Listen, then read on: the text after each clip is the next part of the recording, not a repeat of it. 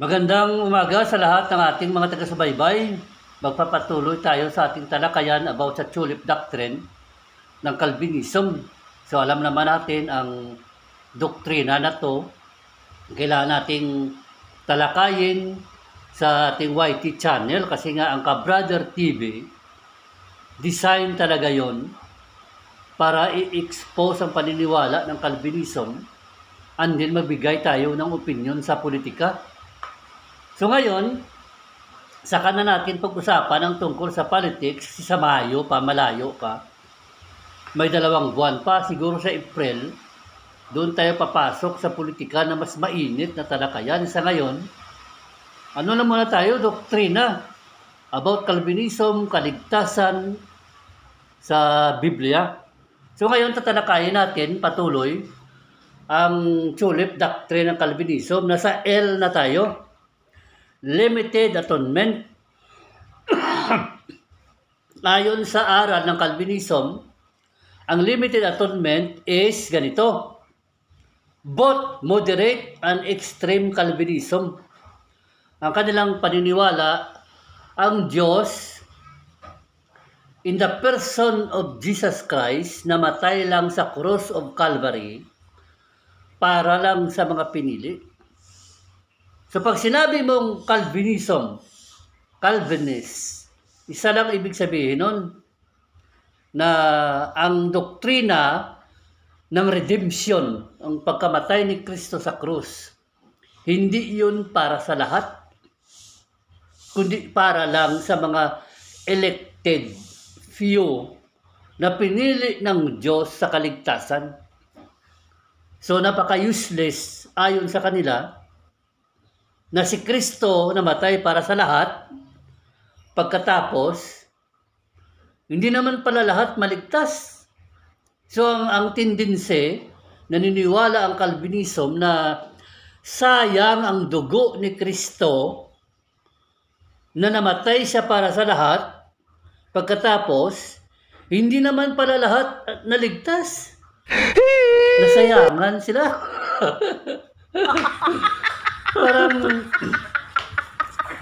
Para sa kanila sobrang sayang kasi ang dugo daw ni Kristo, precious blood, ang dugo is a symbol of redemption, ayon sa kanilang pag-expose.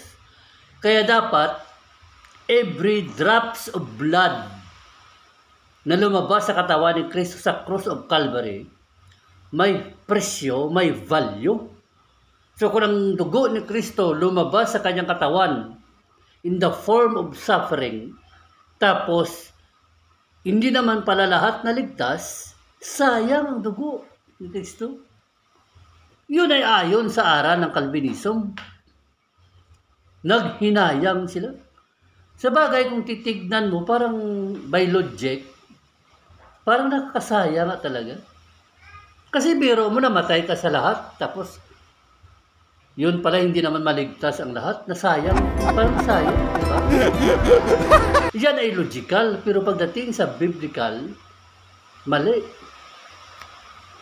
Kasi, alam niyo ang Diyos kasi, His great God, abundance ang kanyang blessing. Sa tao, sayang, pero sa Diyos kasi walang sayang. Huwag kang maniwala na lahat ng bagay na nilikha ng Diyos sayang kapag hindi natupad ang kanyang gusto, magiging sayang na. Hindi naman ganun. Imagine na doon palang punta tayo sa universe.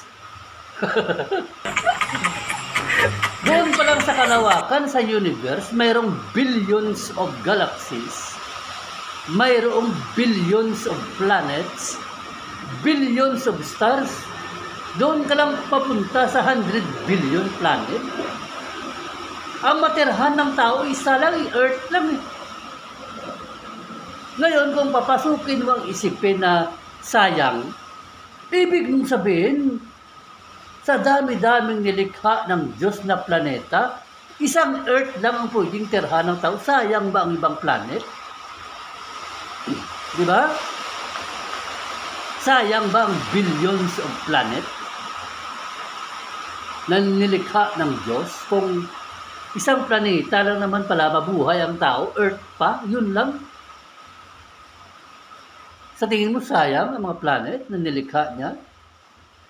Parang na gano'n lang siya, nagwaldas lang sa ng kanyang kapangyarihan, waslik poder, winaldas niyang kanyang power, naglikha sa napakaraming planet, billions, 100 billions of planets, tapos isa lang palang planet ang pwedeng matirahan ng tao.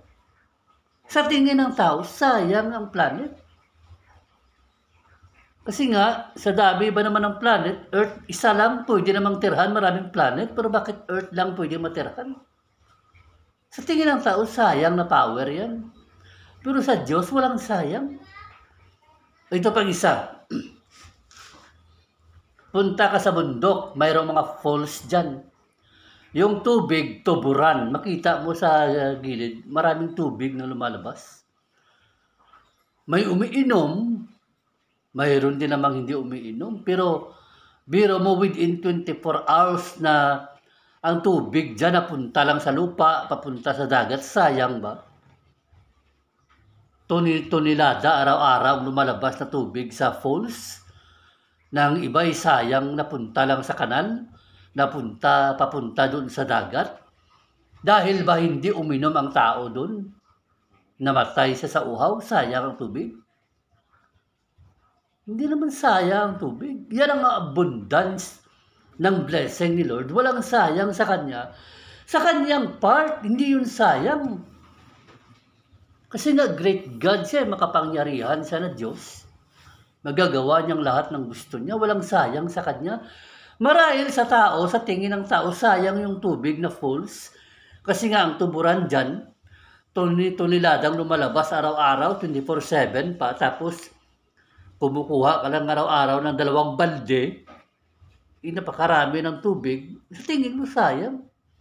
Pero walang sayang. Halimbawa, ulan. Sa ulan, punta tayo ng ulan. Sayang ba ang ulan na buong Negros Occidental umulan? Mga ilang toneladang tubig ang bumagsak. Tapos ikaw, hindi ka man naligo sa ulan, sayang ba yung ulan?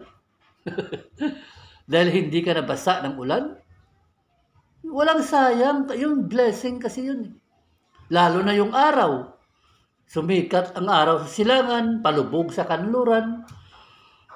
Sayang bang araw na pag hindi ka nasikatan ng araw, nagtago ka, halimbawa, hindi ka lumabas ng kwarto, hindi ka natamaan sa sinag ng araw, sayang ba yung sikat ng araw? Hindi sayang. Mayroon naman kasing ibang tao na maaga pa, nag-jogging, tinamaan na ng sikat ng araw. So, para sa kanila, blessing, vitamin D.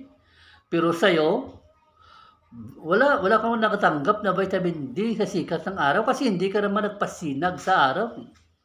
Nagtago ka sa kwarto. Ngayon, paniniwala mo, sayang ba yung sikat ng araw? Walang sayang dun. Ganyan si Lord pag nagpakita siya ng kanyang art of redemption. Kung namatay man si Kristo sa cross sa Calvary at hindi naligtas ang tao, may sagot ang Biblia dyan, pero hindi yun sayang ang kamatayan niya. Walang dugo sa Calvary na nasayang. Kung namatay si Kristo para sa lahat at ang lahat hindi naligtas, walang dugo na nasayang. Kasi work of redemption yan, eternal plan, na ligtas ang sangkatauhan. Whereas ang paniniwala ng Calvinist, sayang, kaya nga nagbigay sila ng konklusyon na ang namatay sa cross, para lang yun sa mga pinili na sa kaligtasan, hindi yun para sa lahat. So pag sinabi mong Calvinist, limited atonement, ang pag-aton, ang pagtubos, ang pagligtas ni Kristo, hindi para sa lahat. Ang pagkamatay ni Kristo sa krus, hindi para sa lahat, kundi para lang sa kanyang pinili sa eternity. Yun ang limited atonement. Pag sinabi mong Calvinist, yun ang kanilang doktrina na major doctrine. Christ died for the elect only. So maraming salamat. Patuloy tayo next sa pagsubaybay.